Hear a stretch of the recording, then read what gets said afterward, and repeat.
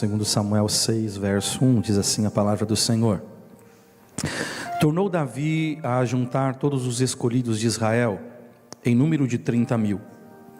Dispôs-se, e com todo o povo que tinha consigo, partiu para Baalá de Judá, para levarem de lá para cima a arca de Deus, sobre a qual se invoca o nome do Senhor dos exércitos, que se assenta acima dos querubins. Puseram a arca de Deus num carro novo e a levaram da casa de Abinadab, que estava no outeiro. E Uzá e Aiô, filhos de Abinadab, guiavam o carro novo. Levaram-no com a arca de Deus da casa de Abinadab, que estava no outeiro, e Aiô ia adiante da arca. Davi e toda a casa de Israel alegravam-se perante o Senhor, com toda a sorte de instrumentos de pau, de faia, com harpas, com saltérios, com tamboris, com pandeiros e com símbolos. Quando chegaram à eira de Nacon, estendeu Uzá a mão à arca de Deus e a segurou, porque os bois tropeçaram. Então a ira do Senhor se acendeu contra Uzá, e Deus o feriu ali por esta irreverência, e morreu ali junto à arca de Deus. Desgostou-se Davi, porque o Senhor irrompera contra Uzá, e chamou aquele lugar Pérez Uzá até o dia de hoje. Temeu Davi ao Senhor naquele dia, e disse: como virá a mim a arca do Senhor? Pai, nós te louvamos nessa noite, te agradecemos pela leitura da tua palavra, que é a maior revelação para as nossas vidas. Fala conosco hoje, Jesus. Pai, nós queremos ouvir tua voz. Nos alegramos por estarmos com os nossos irmãos aqui, mas muito mais do que a presença dos nossos irmãos, nós desejamos a tua presença. Nós desejamos te ouvir, assim como Maria que se assentou para ouvir a tua voz. Nós estamos aqui para te ouvir. Por isso que eu diminua, para que o Senhor cresça, Senhor Jesus. Pai, que o Senhor fale de uma forma especial e sobrenatural conosco hoje. Nós estamos aqui carentes, necessitados por te ouvir. Derrama o teu Espírito Santo e a tua glória. É o que eu te peço, te agradeço e te louvo em nome de Jesus. Amém. Os irmãos podem sentar. E esse texto da palavra do Senhor é um texto que nos traz, ou ao menos deveria trazer a todos que aqui estamos, um grande temor. Temor por obedecer ao Senhor, temor pela palavra de Deus. A palavra de Deus nos mostra agora Davi. Ele já não é mais um menino, ele já não é alguém que é perseguido, mas agora Davi, ele é o rei. Ele assumiu a condição. Davi é aquele ungido de Deus. Ele é ungido do Senhor. E a palavra de Deus nos diz que ele tem no seu coração o desejo de trazer a arca para Jerusalém. E é muito interessante quando nós olhamos, porque Davi, quando ele consolida-se como rei de todas as tribos, ele quer trazer a arca de Deus para Jerusalém. Ele quer trazer a arca de Deus para o seu reino. Ele quer, e ele está dizendo para todos os povos, para todas as pessoas, que o reinado dele será um reinado sob a direção do Senhor, e não apenas sobre a direção dele, mas principalmente sob a direção do Senhor. Porque a arca, como nós sabemos, ela era a representação do próprio Deus, que estaria no meio do povo. E eu creio que muitos, se não todos que aqui estamos, conhecemos muito bem a história de Davi. E Davi aqui, ele está vivendo um tempo muito importante em sua vida. Davi está vivendo um tempo de festa. O Davi que fora perseguido, o Davi que enfrenta dificuldades, que enfrenta lutas, por um momento agora ele está num momento de festa, um momento de alegria. Agora ele pode dizer: eu sou o rei de Israel. Ele não nasceu rei, ele não herdou um trono vindo de uma dinastia, Ele não era o filho do antigo rei, como seguiria a linhagem dos reis. Ele não está assumindo um trono que está sendo perpetuado, mas ele está assumindo agora um reinado que foi entregue por ele por uma promessa de Deus. Então ele não herda ainda, apesar de ele ser ali ungido novo. O profeta Samuel, ele vai até ali, Davi,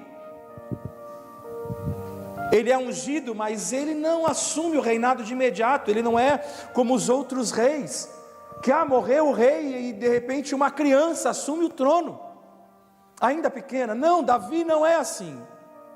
Davi é alguém que vai ser forjado nas lutas. Davi é alguém que vai ser forjado na batalha. Ele não se torna rei de imediato, ele vai passar pelo processo.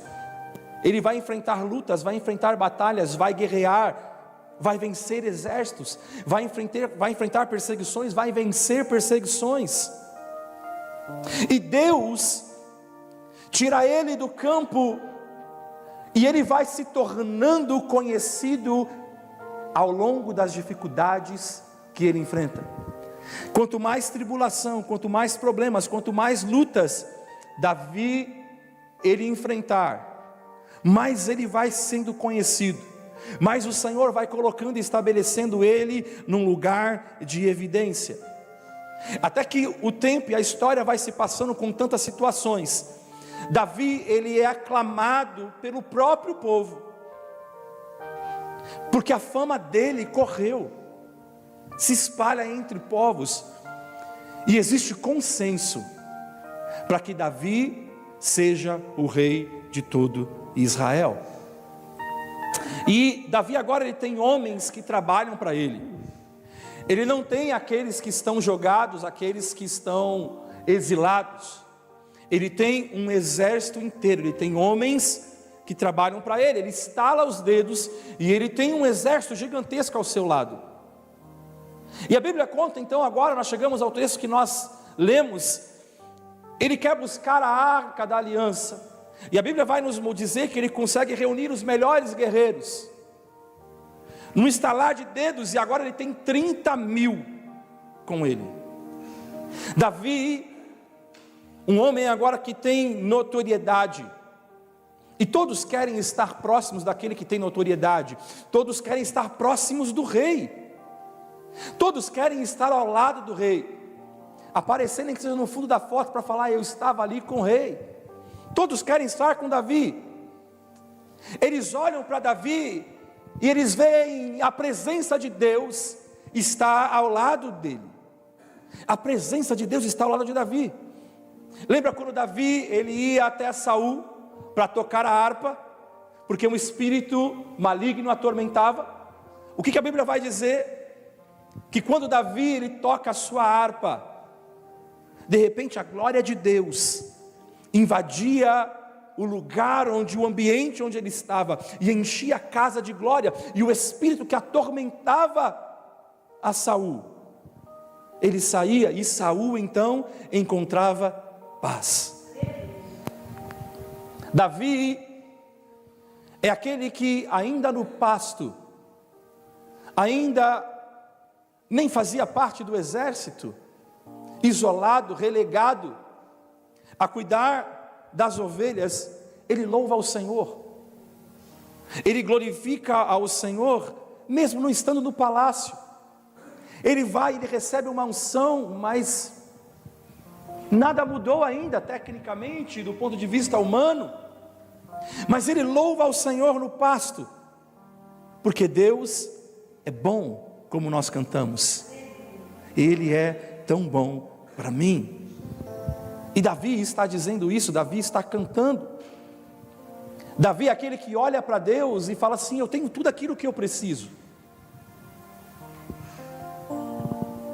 Eu não vivo no palácio, mas eu tenho o meu Senhor, eu tenho o meu Deus, Ele é tudo o que eu necessito. Eu tenho a maior riqueza desta terra. E aí ele vai dizer no Salmo 23, o verso 1, que foi lido na semana passada: o Senhor é o meu pastor, e de nada eu tenho falta. O grande segredo do cristão é a gratidão, é ser grato a Deus por tudo aquilo que Ele nos dá. Muitas vezes a gente resmunga porque nós gostaríamos de ter isso ou aquilo, mas nós temos tudo, nós temos a presença de Deus, nós temos o Senhor conosco. Davi é alguém que em todo o tempo ele exaltava a presença de Deus, não as posses que ele tinha. Tanto é que no final de sua vida, o que ele vai fazer? Ele pega todos os tesouros que ele tem e ele dá tudo para o Senhor. Ele fala, tudo isso é para Deus, é o que eu consegui, é para o Senhor. Porque o coração dele, o coração de Davi, não está nos tesouros, mas está em agradar ao Senhor, está em honrar o Senhor. Então esse é o Davi. O Davi é a pessoa que ama a Deus, ele ama estar próximo do Senhor. E agora que ele está no momento alto da sua vida, ele está vivendo um grande momento.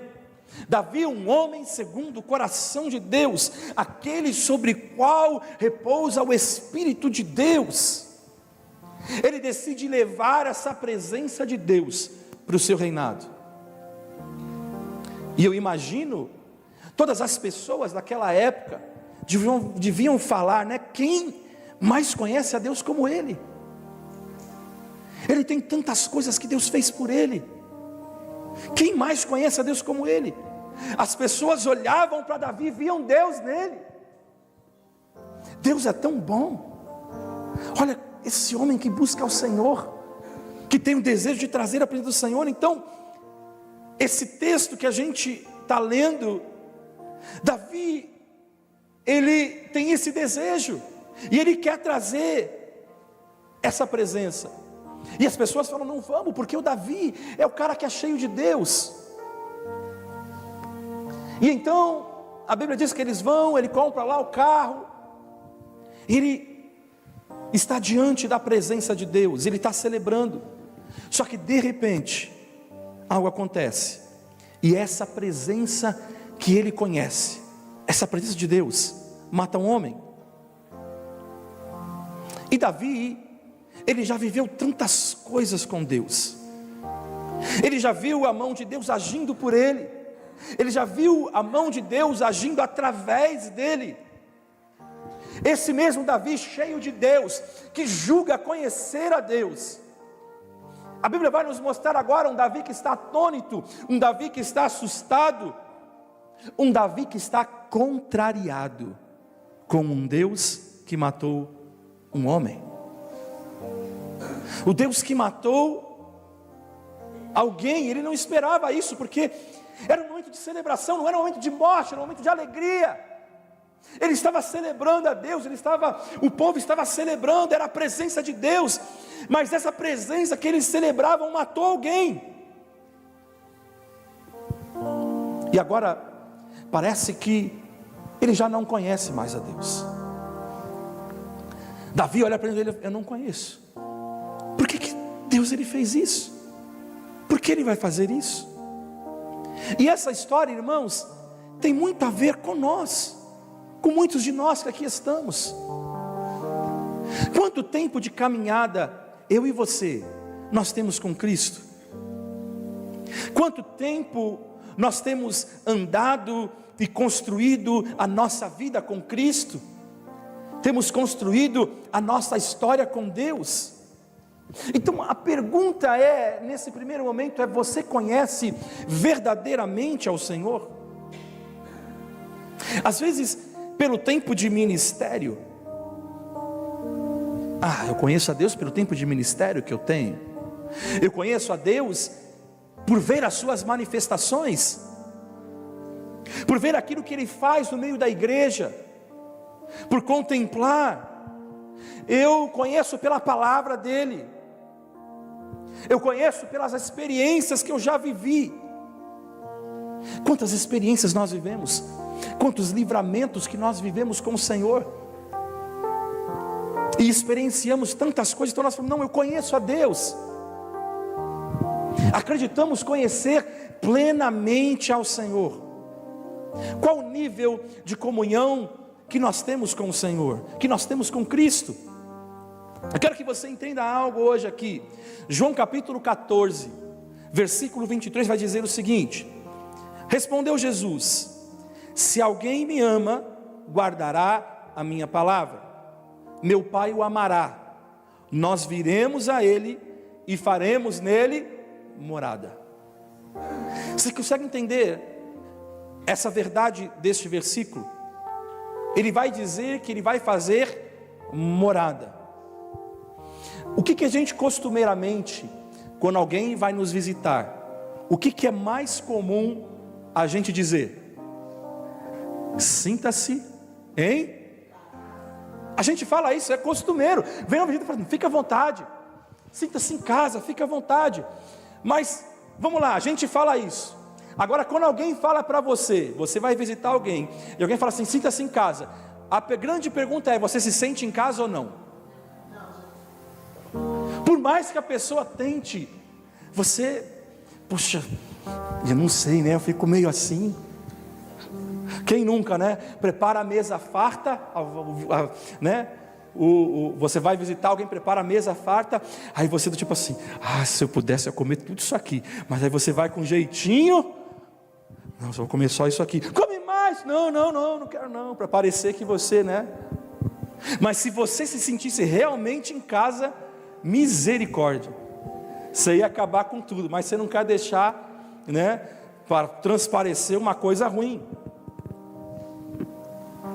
Então, agora, quando a gente para pensar sobre esta ótica, sinta-se em casa, como a gente pode hospedar alguém em nossa casa, de forma que ela realmente se sinta bem-vinda? Já parou para pensar nisso? Como realmente a gente pode fazer uma pessoa se sentir bem-vinda em algum lugar? Se a gente pensar mais fundo, se alguém fosse morar com você, eu decidi, eu vou morar com você. Alguém chega para você, como a gente conseguiria fazer essa pessoa se sentir em casa? A grande verdade, irmãos, é que a gente só conseguiria fazer essa pessoa se sentir realmente em casa, só conseguiríamos hospedá-la bem à medida que a conhecermos, à medida que a gente tem intimidade com ela, concorda? Porque você vai saber o gosto, você vai saber o jeito. É com os nossos filhos, nossa esposa, nosso esposo, você sabe o que a pessoa gosta, né? Se a gente pegar os filhos que já saíram de casa, e nós temos muitos exemplos aqui, se o teu filho chega em casa, ele chega à vontade ou não chega?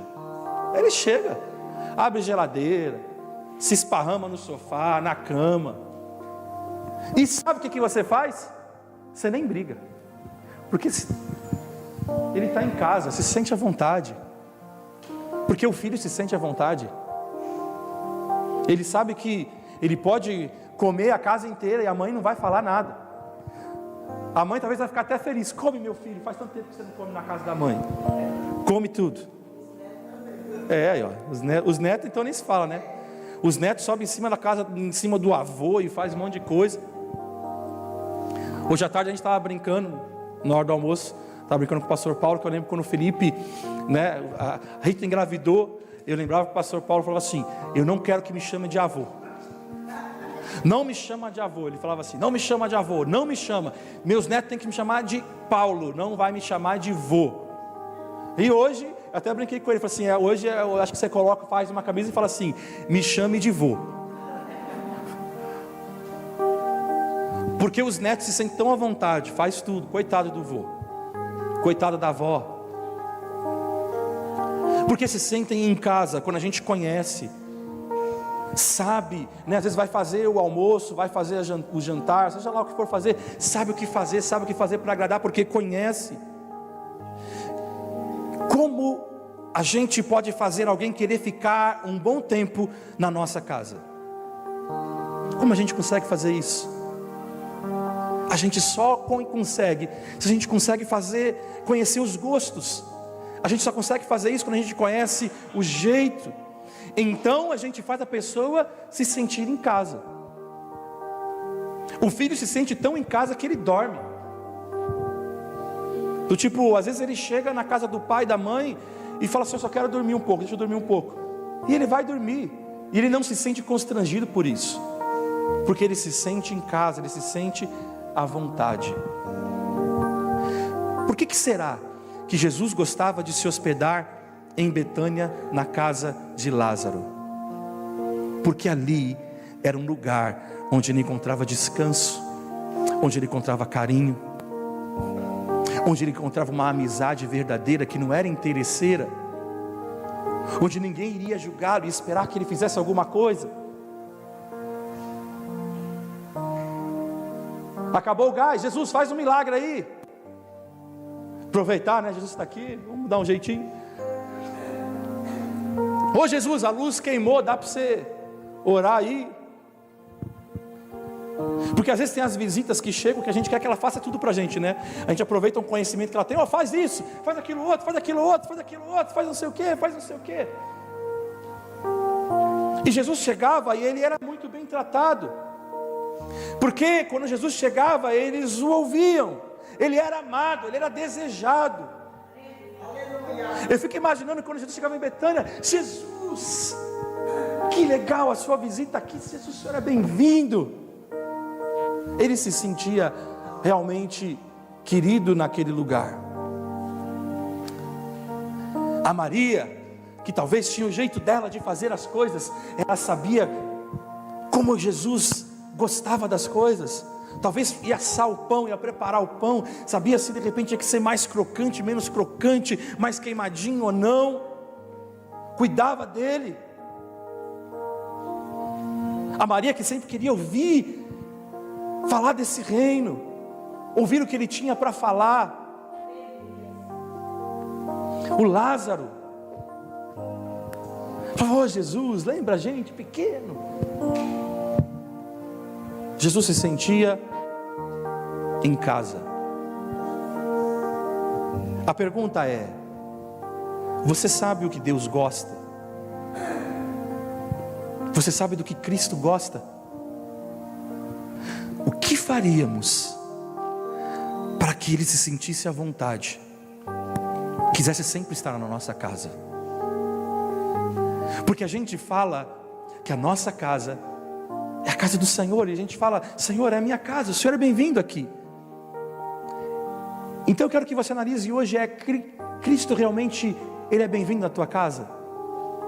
Você acha que quando Jesus ele chega, Ele fala assim: esse é o lugar que eu quero estar, eu gosto de estar aqui, eu gosto de estar na casa da Nelly e do Edmilson? Será que Jesus ele olha: eu gosto de estar na casa do pastor Carlos, eu gosto de estar lá na casa dele, eu gosto de estar lá, porque lá é diferente. Eu gosto de estar na casa da missionária Ana. Será que Jesus se sente à vontade na nossa casa? Porque o texto de João 14:23, Jesus falou assim: e faremos nele morada. Será que Jesus se sente à vontade na tua casa? Será que Jesus se sente à vontade dentro de você? Então hoje eu quero que a gente olhe por essa perspectiva, com esse olhar, pegando essa história como pano de fundo e conhecendo um pouco mais do que Ele gosta.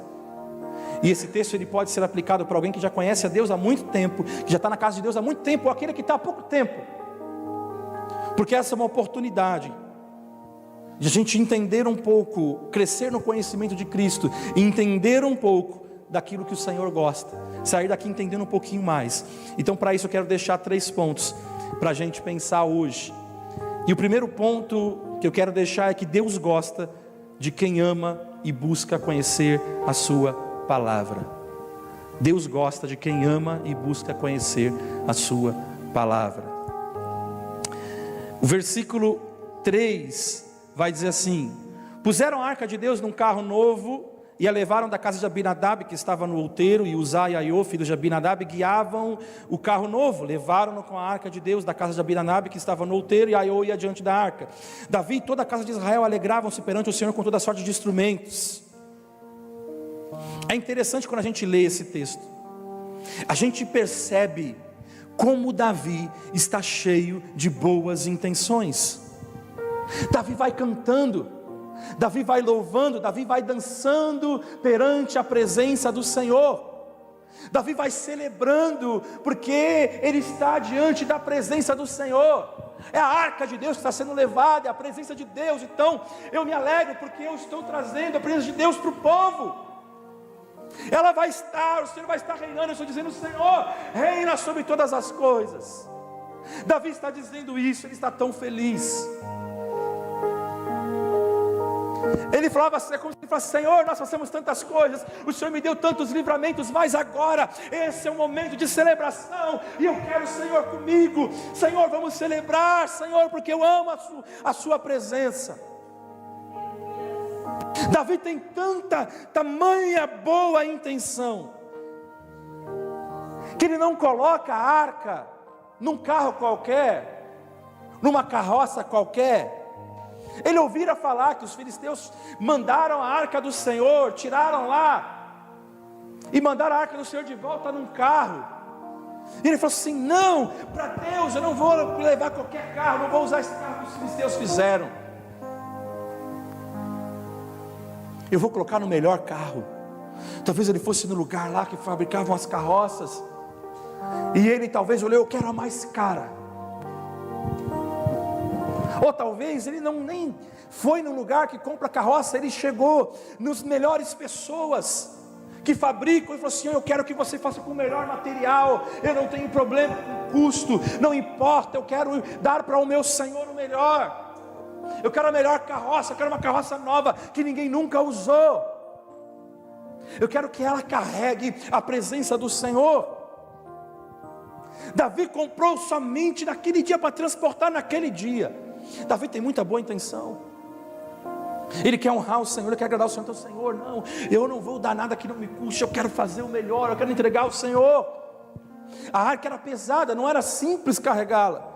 Então ele reforça: olha, tem que ser assim, tem que tomar cuidado, tem que resistir, tem que ter força.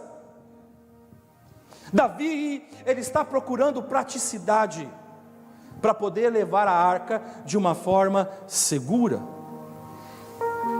O único problema é que Davi se esqueceu, ou ele não sabia o que o Senhor havia pedido.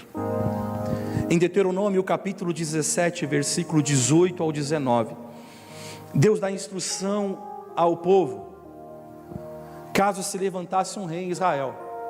O Senhor já havia avisado lá atrás, de que esse rei, ele deveria levar consigo uma cópia da lei. O texto vai dizer assim: quando subir ao trono do seu reino, mandará fazer num rolo uma cópia da lei, que está aos cuidados dos sacerdotes levitas para o seu próprio uso. Trará sempre essa cópia consigo, e terá que lê-la todos os dias da sua vida, para que aprenda a temer o Senhor, o seu Deus, e cumprir fielmente todas as palavras desta lei e todos esses decretos.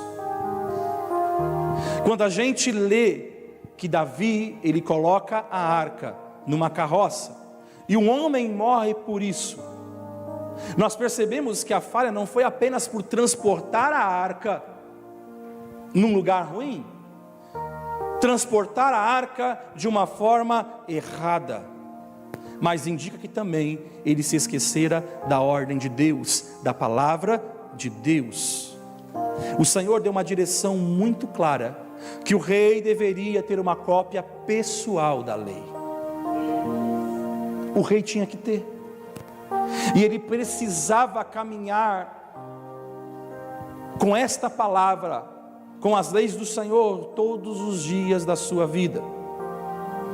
Abra aí 1 Crônicas capítulo 15, verso de número 12, diz assim: e lhes disse: vós sois os cabeças das famílias dos levitas, santificai-vos, vós e vossos irmãos, para que façais subir a arca do Senhor, Deus de Israel, ao lugar que lhe preparei.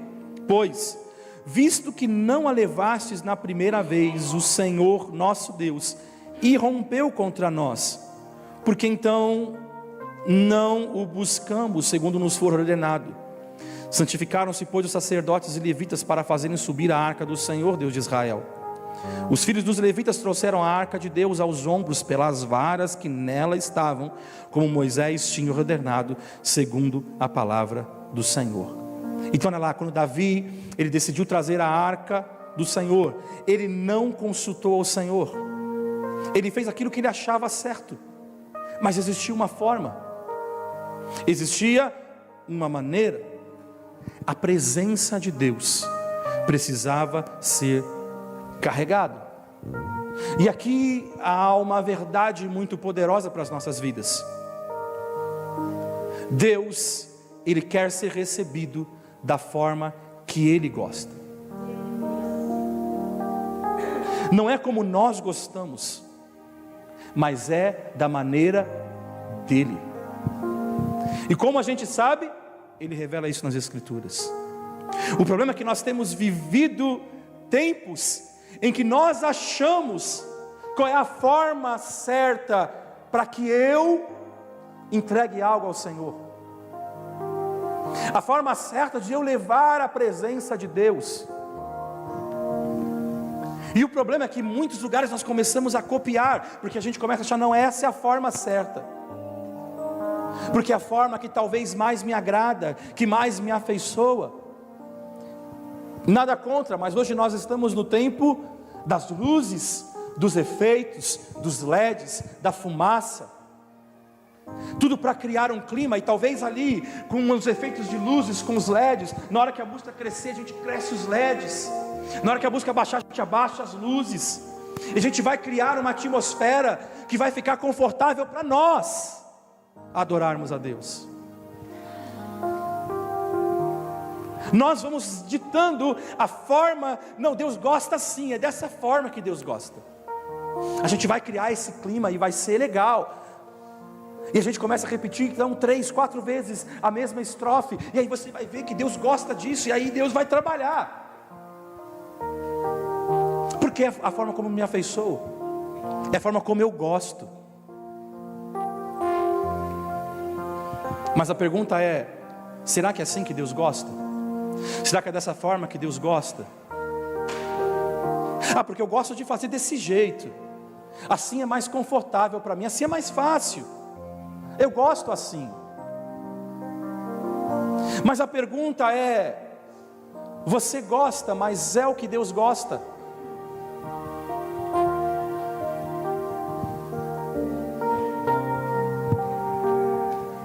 A gente recebe a visita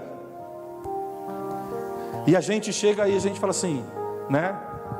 Eu vou pegar o Vitor como visita, como exemplo, e eu vou falar para o Vitor, vai me visitar na minha casa, e eu vou falar assim: Vitor, você vai assistir o jogo do Palmeiras comigo agora, porque eu gosto, e a gente vai gritar junto, Vitor. E quando o Palmeiras fizer gol, eu vou segurar a mão do Vitor e vou falar: vai, Vitor, grita gol, Vitor. A pergunta é: o Vitor vai gostar? O Vitor não vai gostar, porque o Vitor não é palmeirense. O Vitor não vai gostar. Aí eu vou pegar uma camisa do Palmeiras e falar assim: Tó, Vitor, agora você virou palmeirense, você torceu comigo. O Vitor não vai gostar.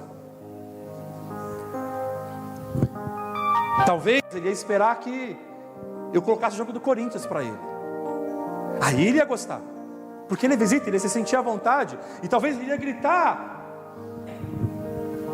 ia comemorar, ele ia se sentir à vontade.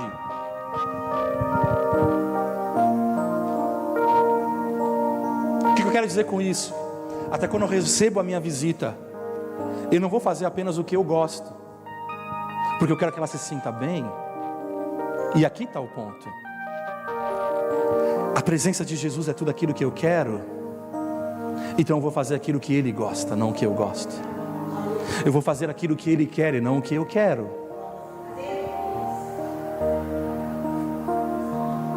Consegue entender? Davi está cheio de boas intenções.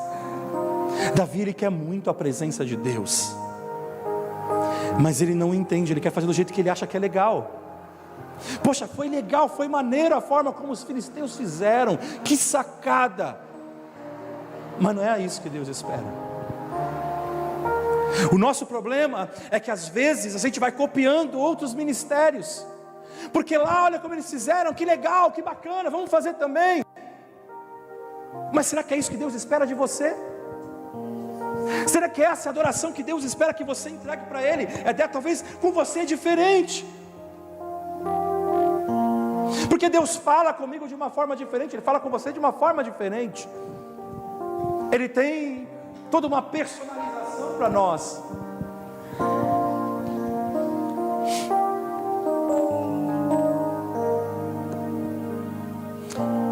Às vezes a gente se preocupa demais em agradar as pessoas, mas a gente se esquece de agradar a Deus. O temor do Senhor é o princípio da sabedoria. Davi se preocupou em agradar as pessoas. O que vocês acham que é melhor? Vamos colocar numa arca, vamos colocar no carro? Então vamos lá, bora lá. Ah, foi legal, achei legal, acho que foi uma ideia legal, acho que foi bom. Mas ele esqueceu de buscar Deus. O maior interessado, ele esqueceu de falar com o Senhor. Deus quer ser recebido da forma que Ele gosta. Davi, sabe, irmãos, ele tinha conquistado muitas coisas. Davi agora ele está tomando muitas decisões importantes. Ele só está esquecendo do principal, a palavra de Deus. Se eu e você, se nós queremos conhecer de verdade a Deus, não há outro caminho. Nós precisamos amar a palavra. Nós precisamos buscar a palavra, meditar na palavra dia e noite. Todas as nossas decisões, todas as nossas atitudes precisam passar pelo crivo da palavra de Deus, precisam passar pelo crivo da vontade de Deus. O problema é que a gente quer muito a nossa vontade, porque eu acho que é melhor para mim assim. Mas e se Deus não quer assim para você?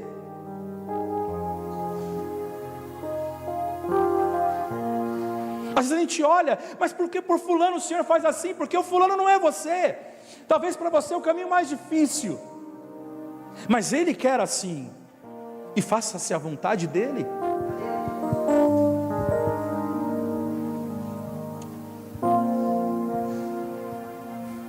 Hoje nós não estamos num país perseguido, mas por que eles são perseguidos e nós não? Eu não entendo, nós não entendemos, mas cumpra-se a vontade do Senhor. O temor do Senhor é o princípio da sabedoria. Precisamos aprender a andar segundo a palavra de Deus e não segundo a nossa vontade. O nosso problema hoje é que nós nos tornamos crentes cheios de vontades, e a gente quer ditar como que a gente tem que fazer as coisas para Deus, como que eu vou adorar a Deus, onde eu vou adorar a Deus, de que forma que eu vou adorar a Deus. Você consegue perceber que houve uma morte pela falta de conhecimento da vontade do Senhor? Davi aqui agora está reconhecendo que tudo tem que ser debaixo da direção do Senhor. Ele já começa o reinado dele. Agora quando junta tudo, tipo, Deus já está mostrando para ele: meu filho, você quer minha presença, então você vai ter que andar direito na minha presença, você vai ter que fazer a minha vontade. Qual foi a última vez que você consultou o Senhor antes de tomar uma decisão? Inclusive decisões importantes. Talvez você simplesmente fez porque talvez naquele momento para a tua carne não foi bom, então é mais fácil.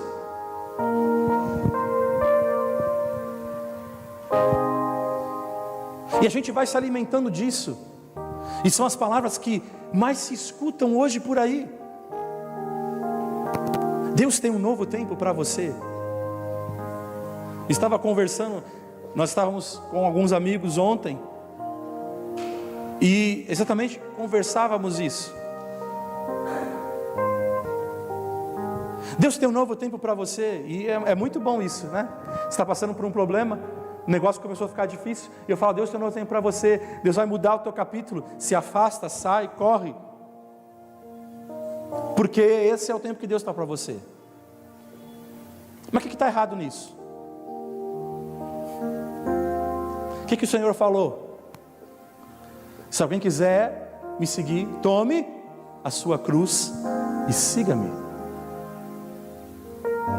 Jesus não falou para a gente largar tudo. Jesus não falou para quando ficar difícil, para você mudar o ciclo e sai, se afasta. Jesus falou sim que você tem que andar com aqueles que vão te perseguir por muitas vezes. Vão pedir a túnica, você dá outra. Vão pedir para você andar mais, vamos andar mais. Vão andar uma milha, vamos andar duas. Eu vou renunciar a mim mesmo. Mas a gente não quer. A gente quer mudar o ciclo, porque vai ficar mais fácil. Vai ficar mais fácil para a minha carne, vai ficar mais fácil para mim. Eu vou adorar a Deus melhor.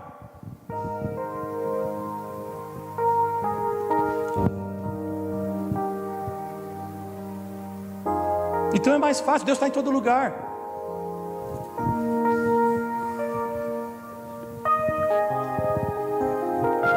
A gente se comporta assim, irmãos, por muitas vezes.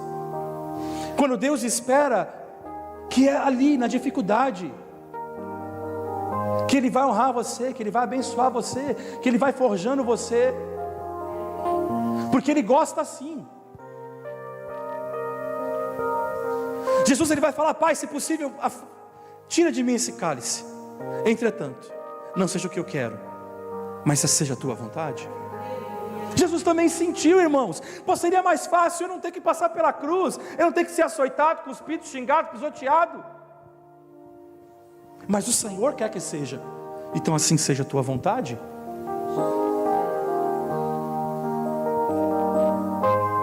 O apóstolo Paulo vai entender isso ao longo da sua história. A gente está aprendendo sobre isso.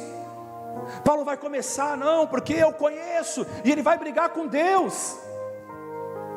Não, Senhor, porque eu tenho conhecimento, eu tenho a condição de falar melhor com essas pessoas e tal. E Deus vai falar assim: você vai sair de Jerusalém, Paulo. E o que a gente vai ver? Que foi, a presbítera falou muito isso nas terças.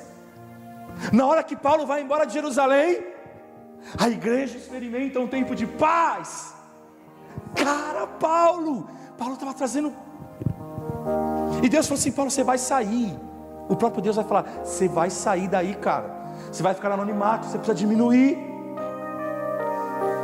Eu tenho uma grande obra com você, mas eu preciso tratar você. E você precisa passar pelo processo.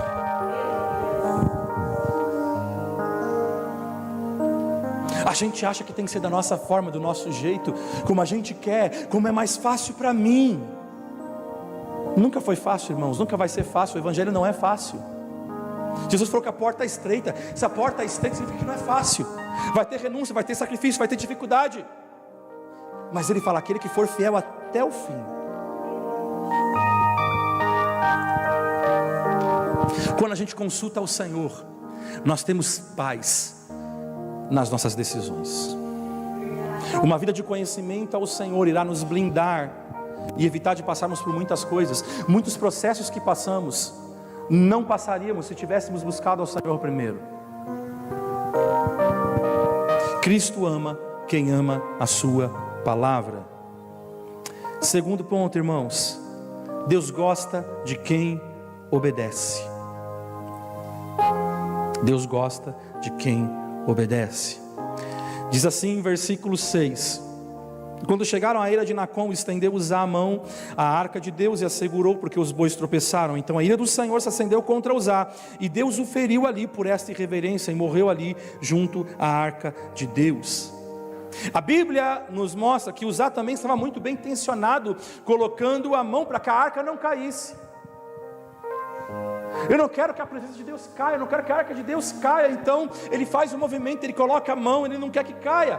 Mas entenda algo nessa noite: a sua boa intenção nunca será maior que a sua obediência.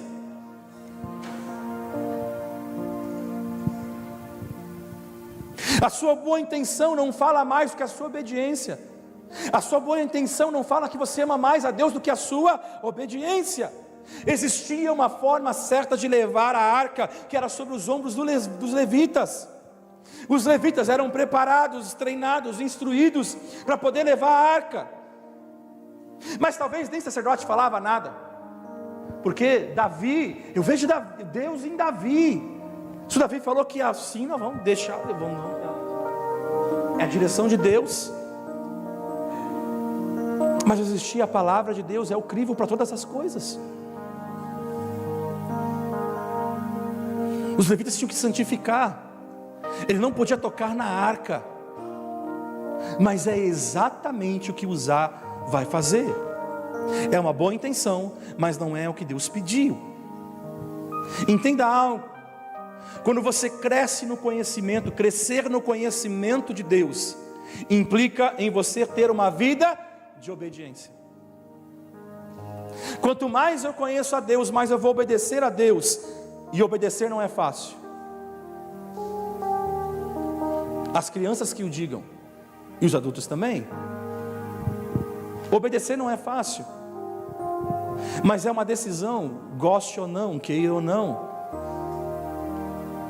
Às vezes meus filhos, quando eu dou uma ordem, e eles gostam de perguntar por quê, eu falei, porque eu falei, e isso é suficiente para você.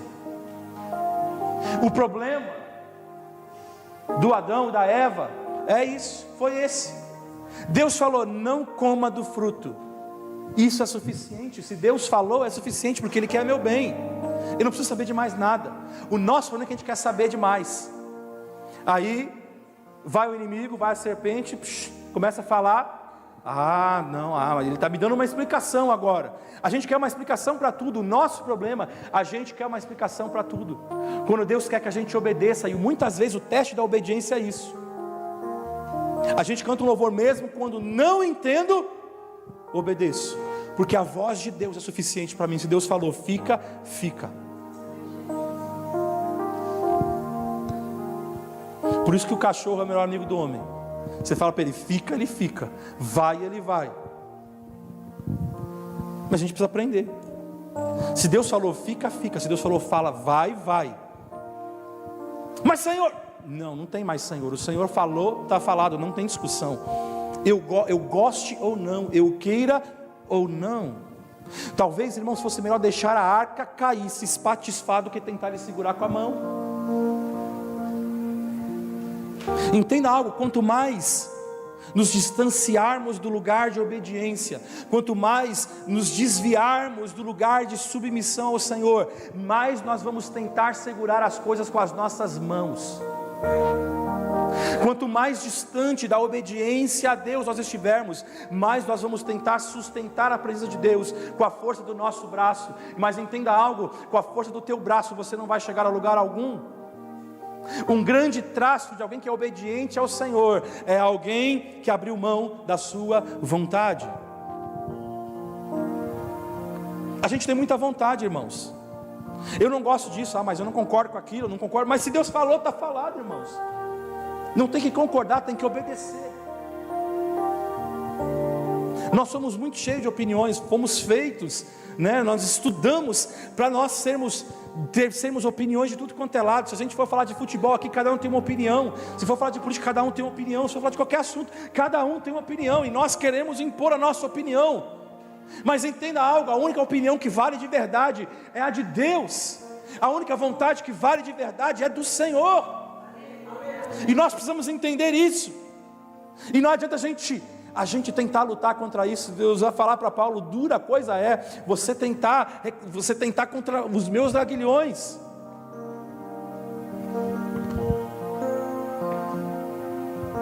Vai ser duro para você. Por isso Paulo cada dia mais vai diminuindo, e diminuindo, e diminuindo, porque cada dia ele está renunciando à vontade dele, o jeito dele. Estava conversando com a minha esposa depois do último estudo. Até a gente começa a navegar, e a gente falou muito, né, de João Marcos, que João Marcos ele abandonou a primeira viagem missionária, e ele sai, ele vai embora. E Paulo depois, quando o Barnabé quer chamar ele depois na outra viagem missionária, Paulo não gosta, Paulo não quer. A gente não sabe claramente o que aconteceu, mas estava até conversando com ela, falei: será que não foi o próprio ego do Paulo? Ele saiu da primeira vez, eu não quero mais ele, porque eu comecei enquanto Barnabé estava na frente, porque a gente viu isso também, era sempre Barnabé e Paulo, chega um momento que muda, é Paulo e Barnabé, porque Paulo agora ele começa a assumir a liderança, que é automático. Só que aí quando Paulo assume a liderança, talvez João Marcos não gostou, aí o João Marcos foi embora. Estamos navegando, estamos trabalhando no campo hipotético, e talvez o Paulo, que ainda precisava diminuir cada dia mais, ele fala assim: eu não quero mais ele não me respeita, eu não quero mais ele.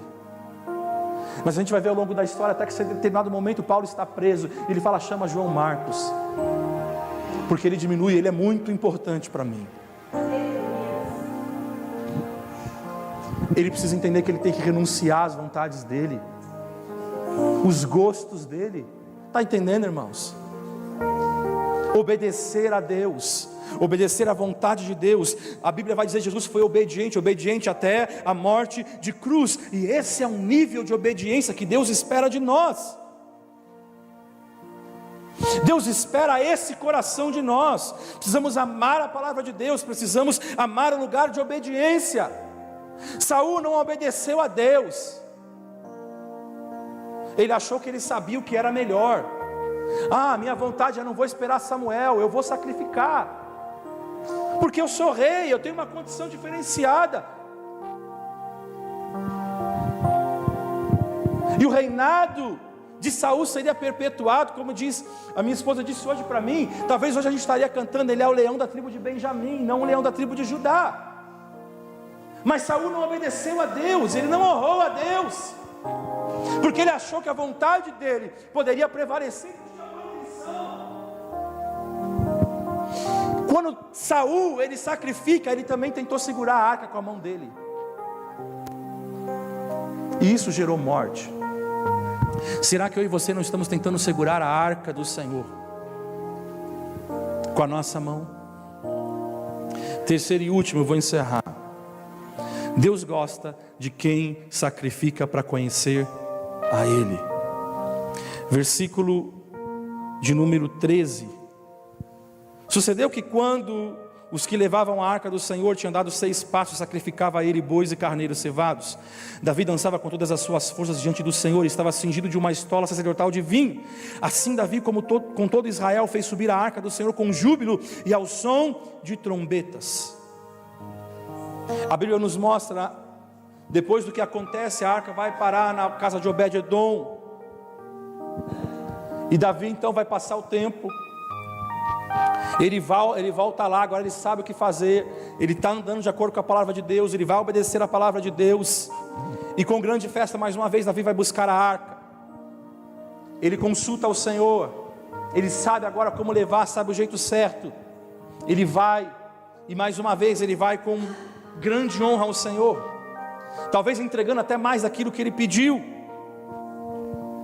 Entenda algo: quando passamos a amar as Escrituras, quando aprendemos a amar o lugar de obediência, isso nos torna mais fortes, e toma a nossa vida com um relacionamento tão profundo com o Senhor, que a gente passa a transbordar a presença dEle, a gente passa a se encher mais e mais, e a gente quer agradar ao Senhor, a gente quer honrar Ele cada dia mais, cada vez mais. Da última vez Davi tentou trazer a arca com um boi puxando, agora com o sacerdote, com os levitas lá carregando.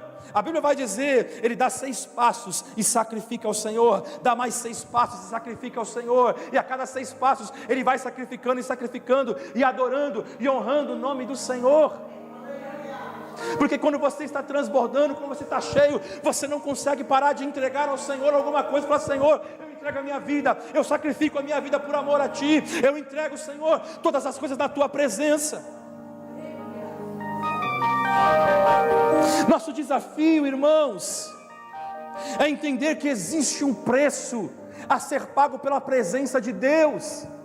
Não é do teu jeito, não é da tua forma, mas é da forma do Senhor. O nosso desafio não é apenas viver uma vida de santidade, mas é romper com o comodismo, é romper, irmãos, com a apatia. Davi nos ensina que à medida que o nosso coração é revestido pela presença do Senhor, a gente passa a ter mais zelo, a gente passa a ter mais temor, e automaticamente a gente assume um lugar de sacrifício. Existe um preço pela glória do Senhor. Davi não apenas sacrifica os animais, mas ele coloca a reputação dele em sacrifício. Olha lá, versículo de número 20. Aliás, vamos pegar aqui versículo de número 17.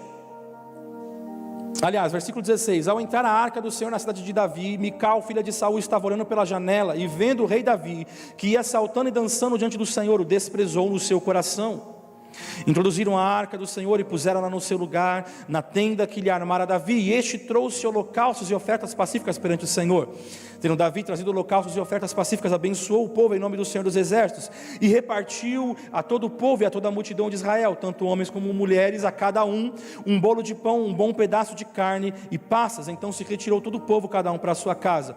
Voltando Davi para abençoar a sua casa, Mical, filha de Saul, saiu a encontrar-se com ele. Ele disse: que bela figura fez o rei de Israel, descobrindo-se hoje aos olhos das servas dos seus servos, como sem pejos se descobre um vadio qualquer. Disse porém Davi a Mical perante o Senhor, que me escolheu a mim antes de que a teu pai e a toda a sua casa, mandando-me que fosse chefe sobre o povo do Senhor, sobre Israel. Perante o Senhor me tenho alegrado, ainda mais desprezível me farei, e me humilharei aos meus olhos. Quanto às servas de quem falaste, dela serei honrado. Davi, ele colocou a reputação dele em sacrifício. Ele sendo rei, ele tinha um decoro, ele tinha uma postura talvez a tomar. Ele observa, o rei talvez fica observando, fica olhando o povo celebrando, mas o rei jamais vai entrar no meio do povo para celebrar. Mas Davi não está nem aí com isso, porque Davi aprendeu no pasto a honrar ao Senhor. Davi, ele não se enche com a glória de ser rei, mas Davi, ele se enche com a glória de Deus, com a presença de Deus sobre a vida dele. Ele está preocupado, ele não está preocupado com a posição de rei, ele está preocupado em adorar ao Senhor. Então pouco importa para ele a reputação. Se a reputação dele, ele sacrifica a reputação ao Senhor.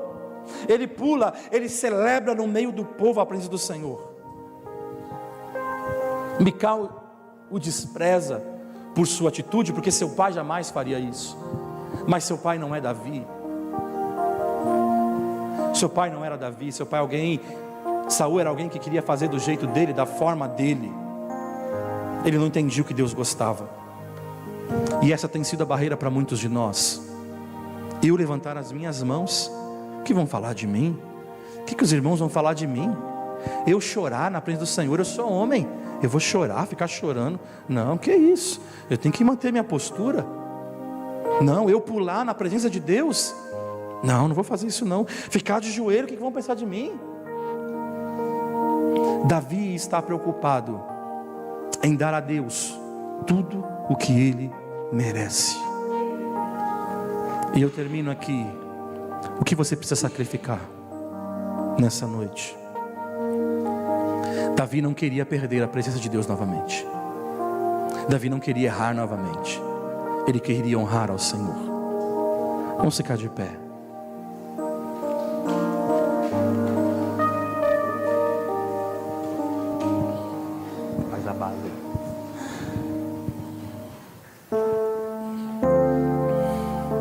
O que Deus está esperando de você hoje? Quantos sabemos o que Deus gosta?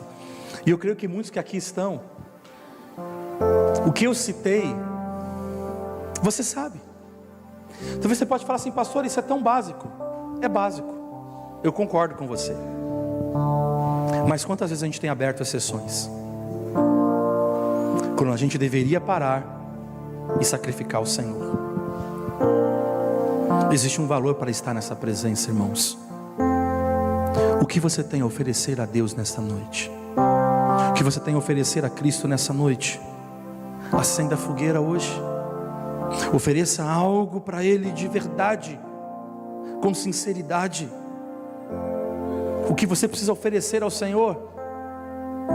Talvez você tenha que oferecer o seu tempo.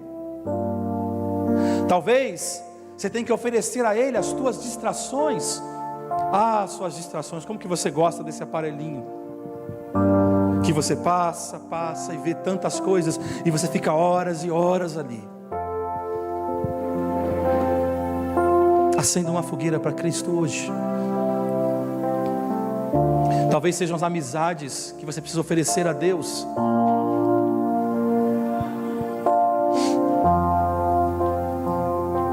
Para Davi,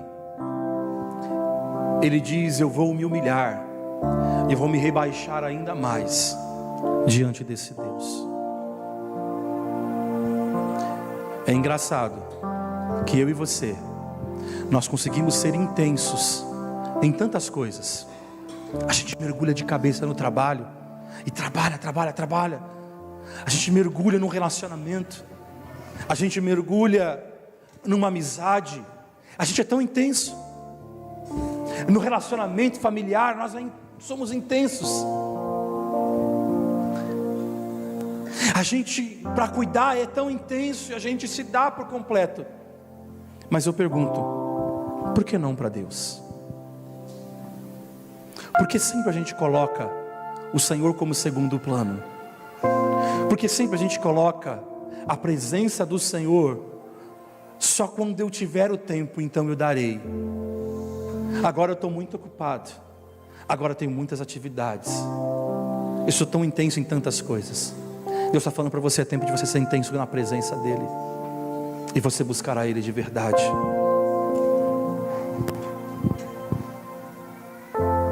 O que você precisa sacrificar nessa noite? João capítulo 14, versículo 23: se alguém me ama, guardará a minha palavra, meu Pai o amará, nós viremos a Ele e faremos nele morada.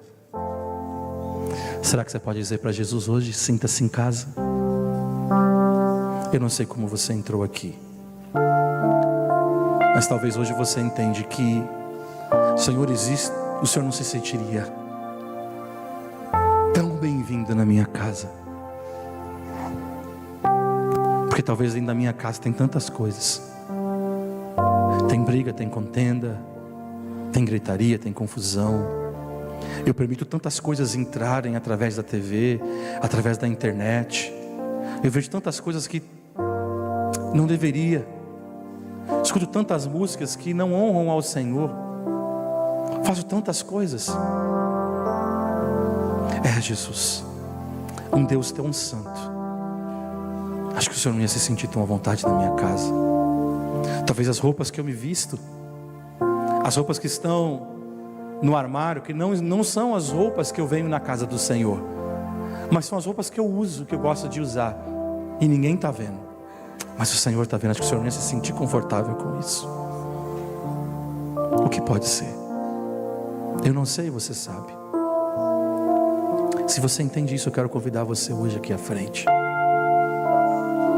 para que você sacrifique ao Senhor. Davi sacrificou tudo a Jesus. Ele sacrificou tudo para Deus. Ele não se importou. Eu sou rei. Grande coisa, eu sou rei. Eu estou diante do Rei dos Reis. Às vezes a gente fica tão preso nos nossos cargos, nas nossas posições, que a gente não consegue. Eu tenho que manter o decoro.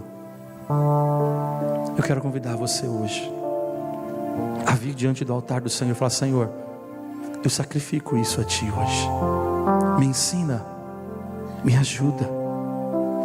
E Ele vai ouvir você, Ele vai ajudar você. Mas quando você faz de coração, o Rei da Glória está neste lugar. O desejo do Senhor hoje é entrar na tua casa, é cear com você, é manifestar a glória dEle.